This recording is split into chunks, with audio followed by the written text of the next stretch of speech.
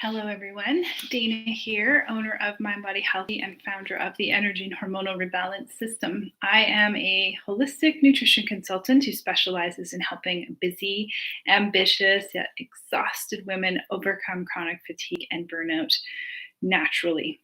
I fixed my own fatigue over the last 12 or 13 years or so now, getting up there, I guess. And I did it because there was no one I could turn to, no one to help me. No one had answers. I was told that it was all in my head. I was told I would just have to live with this. And I was refusing. I refused to accept that. So now I help women with my system overcome chronic fatigue, regain their energy, get more work done in less time, love their life, do the things they want to do instead of just doing the things they have to do. So, all right. Are you battling bone-crushing chronic fatigue each day and finding that the only way to survive and get through your day is to have oodles of coffee? I'm talking 2 to 3 cups in the morning, maybe another cup before lunch, maybe 1 or 2 after lunch just to get by, perhaps even some around dinner time. If this is you, then I'm going to tell you why this caffeine habit is actually making your fatigue worse. And of course, how you can still enjoy some coffee, maybe not 6 cups a day anymore, but you can still enjoy it while still boosting your energy and taking back control of your health.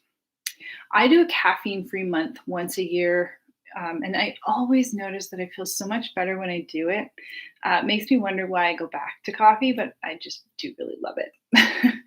I definitely struggle for about 3 or 4 days when I first go off coffee, but I get so much more afternoon energy, and my focus is way better, and my sleep improves by a lot.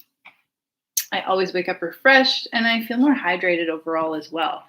So it is really good for me to do this. And like I said, I don't know why I don't stick to it, but I do really like coffee. But that's enough about me. Let's talk about you. If you're here, chances are you're exhausted. You have a demanding workday to get through. Or maybe you're a stay at home mom and that's a demanding workday too. You have to stay on top of your work, whatever that is. And then at home, it's demands from your kids after, that 4 p.m. mark when they get home from school or you get home from work. Demands from your spouse, because there's always those two. Family, friends, so many things just thrown at you all the time. Sometimes it feels like you're juggling like 18 balls, right? So naturally, you feel you need to find a fix for your fatigue so you can just get through the day. And like most of us, you want something quick and easy. Enter the caffeine trick. Unfortunately, there's a good chance you're noticing that coffee isn't boosting your energy like it used to. Or maybe you're jittery more often than you ever were a few years ago, but to give up coffee would mean disaster, right? All the tasks and responsibilities you've got to tend to would just topple like a house of cards. And we can't have that. Not at all. Can you relate to this at all? If coffee is keeping you sane right now, you're not alone, but it is something to be concerned about because when we rely on caffeine too much, especially throughout the day, it impacts one of our main root causes of chronic fatigue. So the 2 root causes of chronic fatigue are maladaptive stress response combined with chronic low-grade inflammation. A stress response that is out of whack triggers more systemic inflammation, and systemic inflammation triggers more stress. And together, these 2 imbalances tell your cells to essentially just stop producing energy for you. Caffeine is a trigger to your stress response. Every time you enjoy that delicious cup of coffee, or even caffeinated tea or chocolate, honestly, the caffeine hits your bloodstream, circulating to your brain, telling your stress management system, the HPA axis, to trigger your adrenals to produce adrenaline and cortisol. And then this is why you feel alert and focused after a cup of coffee. However, when this stress response is triggered over and over and over again, not only by caffeine, but by real or perceived threats, eventually that HPA axis starts to get the wrong messages. It begins to tell your adrenals to produce cortisol all the time, which impacts energy, sleep, and focus. Then, if this problem isn't addressed and nipped in the bud, the adrenals just sort of fade. They become so overused that your body ends up without all the right nutrients needed to produce more cortisol, and that energy kick drops. This is one reason why we start to need more and more caffeine as weeks and months go on, except that this just stresses out the adrenals more, and eventually you'll find that the caffeine isn't really working.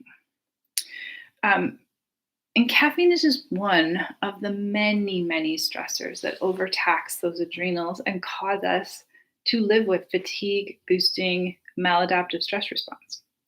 But it is one of the habits that we enjoy that we can have some control over. If you want to be able to enjoy your coffee without the consequences of increasing your chronic fatigue, creating a very problematic hormone imbalance, and telling your cells to turn off energy production and metabolism, then this next part is for you.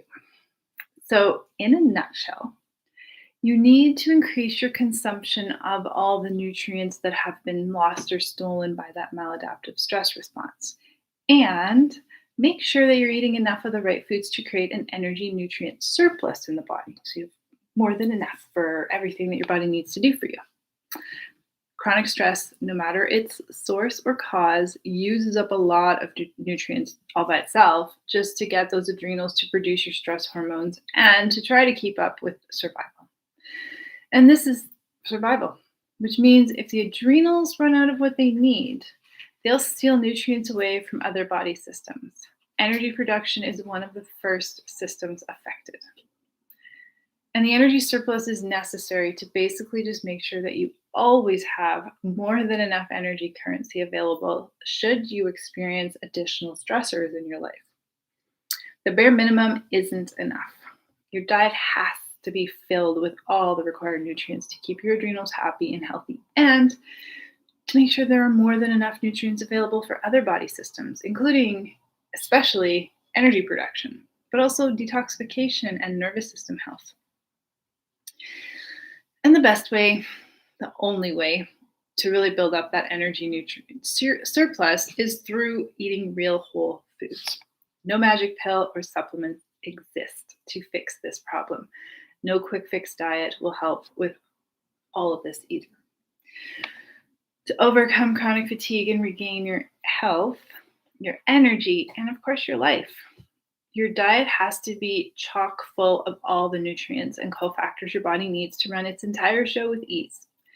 This way, when you do have enough of an energy nutrient surplus, your morning coffee simply becomes something you enjoy. It's no longer a crutch. You'll wake up feeling refreshed after a good night's sleep.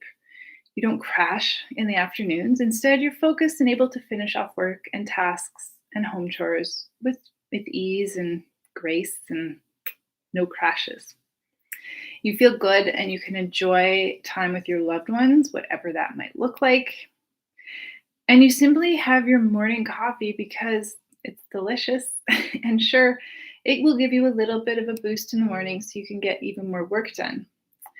One last thing, caffeine needs to be consumed on a full stomach so that it gets absorbed more slowly into the blood. On an empty stomach is like opening up a fire hose of caffeine on those adrenals, setting them up to react when they've got little to get back. So just be really kind to those adrenals. They're very sensitive, especially for battling fatigue.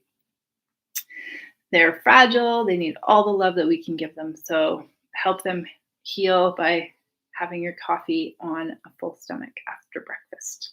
Makes sense?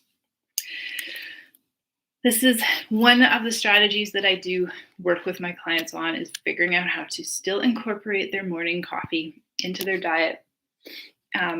So if you're looking for a healthy, supportive way to learn how to eat to build up your energy nutrient surplus and get back control of your health, then we should definitely chat.